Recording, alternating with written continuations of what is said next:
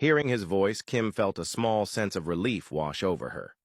She told him it was her, and Woobin, clearly concerned, asked if she was all right and if she needed anything.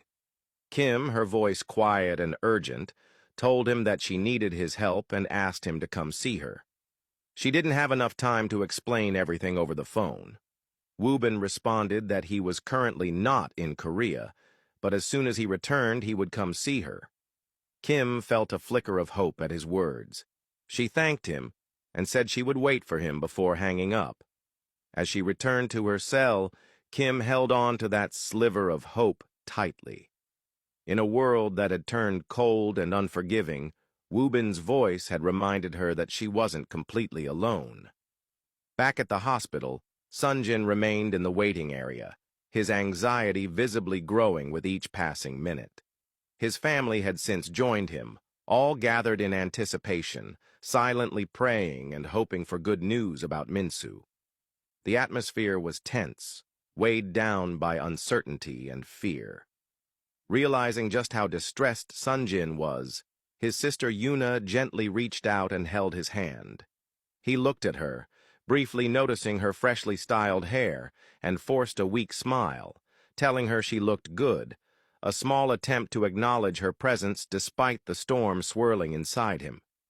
Suddenly, the midwife appeared at the end of the hallway and began walking towards them.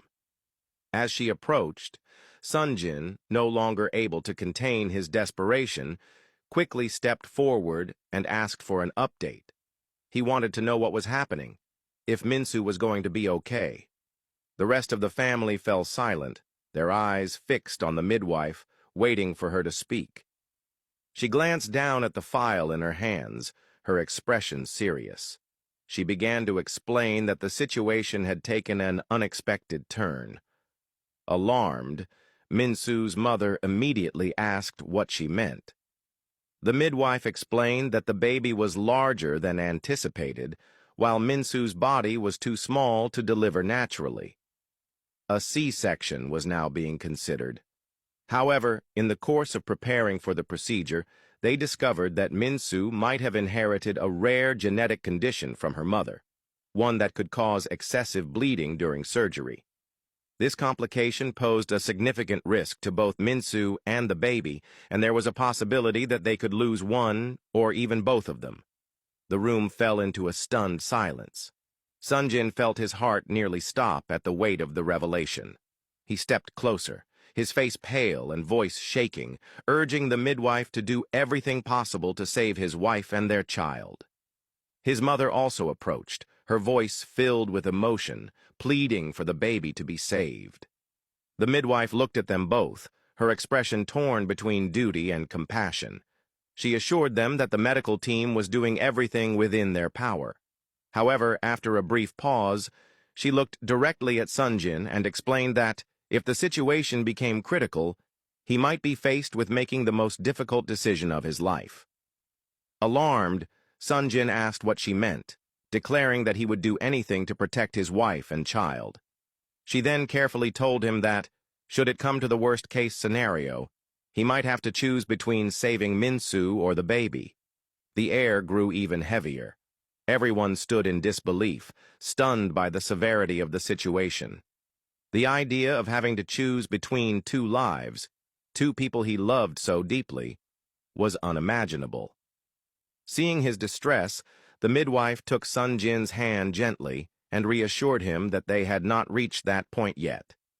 She explained that making such a decision was a last resort, and in most cases, it never came to that. The doctors were committed to ensuring that both mother and child would make it through safely. Just as she was about to walk away, Minsu's mother reached out and clutched her hand. Her eyes were brimming with tears as she begged the midwife to save her daughter's life, emphasizing that Minsu was her only child. The midwife gave her a solemn nod and reassured her once more that they would do their absolute best before turning and heading back toward the delivery room. Sunjin remained frozen in place, unable to move or speak. The weight of what he had just heard pressed down on him like a boulder. His father approached him quietly, placing a comforting hand on his shoulder and urging him to stay strong, for Minsu and for the baby. He expressed his belief that everything would turn out fine, but Sunjin, overwhelmed and suffocating with fear and helplessness, didn't say a word. Instead, he abruptly turned and ran out of the waiting area, his heart heavy, his mind spiraling. The thought of losing either Minsu or their unborn child was too much to bear.